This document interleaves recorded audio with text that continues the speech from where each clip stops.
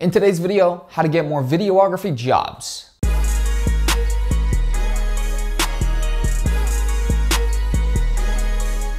Welcome back to another video, guys. My name is Jack. I produce weekly content based around video editing, videography, and how to make money making videos. Subscribe now if you're interested. Today, we're doing how to actually kind of optimize yourself as a freelancer, as a videographer, to get more jobs and to bring in more work and overall lead to more clients and just improve the whole business, basically improve all of the client acquisition and the bringing in jobs and all of that sort of stuff. These are 4 points that have helped me over the past year and a half, really, as I've been shaping as a professional videographer, filming a lot of clubs, some music videos, promo videos, stuff like that. These are some very important things that are going to lead to more work overall, maybe even up your prices, all that sort of stuff. First off, having a show reel. Show reel is very effective just because it gives you a highlight of all your best clips. However, depending on the actual category, you obviously might have to create multiple show reels. For example, I've got a show reel for just my club work, which is obviously a specific type of video. I wouldn't want to mix all this stuff in. It's quite different. So you might need to make multiple show reels depending on what type of videos you're targeting. But the show reel is massively effective because it just shows all your best shots in one. If you're sending a link to a past video, they might not like that one past video, and then you're leaving the kind of judgment up to one project opposed to clips from all of your best projects or whatever, which is obviously going to be nicer content in theory, or sending them to a portfolio, which could work, but then again, there's no guarantee they're going to click on the best video in your opinion or whatever. So sending them a show reel is just a nice, effective way to show them a bunch of really nice clips and send them an easy link.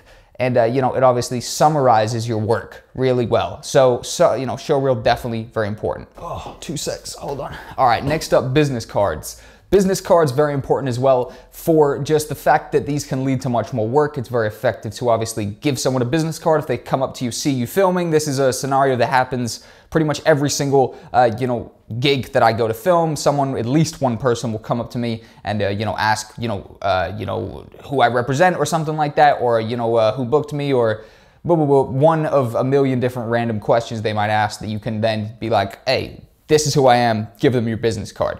Obviously on the business card, you got your email, number, whatever you need on there, whatever you deem as your most important information that you want to give across to people. And, when I go to an event, for example, filming, a nightclub, I'm giving out, cards left, right, center, everywhere. You want to just be giving out as much as you can. Obviously, this is just an easy way to maybe get more clients later on. Giving out cards have led to me getting calls back actually months later even sometimes, where someone wanted to book me for a project. I've had someone who wanted to book me to do what's called a promo video for his whole clothing company based on him just seeing me filming a nightclub and then coming up to me saying he wanted my card as he might have work later on in the future. Months later, I get a call, so that's one scenario of a million that could happen if you're just giving out your contact information. It's the same as someone coming up to you and saying, can I get your, your details or something? And you give them your phone number, but instead it's just easier. You just give them a business card. So invest in some business cards. They're pretty cheap. Next up, brand. There is more kind of leverage or more, I'm trying to think of the right word here. There's just more value in, being part of a kind of company, bigger brand, opposed to being a solo freelancer. Just in the sense that you're kind of viewed as worth more. Obviously, it depends on the work. However, building a brand is something important. Obviously, you can build a brand around yourself. However, in my experience, you can get more money if you're part of a bigger entity like a company, right? So for example, my business card, you notice this is TQ9, right? This is TQ9 Media, my production company, me and my business partner, Noah. And we both obviously do loads of solo work. That's the majority of the work we do. However, we kind of use this as like a face, this company, this production company that is, like the face of, kind of our, proposals to people, stuff like that. This is our brand that we represent, and it's this bigger brand. We have, all of our combined work on our Instagram, our Facebook page. Our Facebook page has nearly 2,000 likes. So it's like an established brand. It's not just a random guy who's trying to get money from you to come and, you know, have a blast at your next event or something, because like I said, I do a lot of live event videography.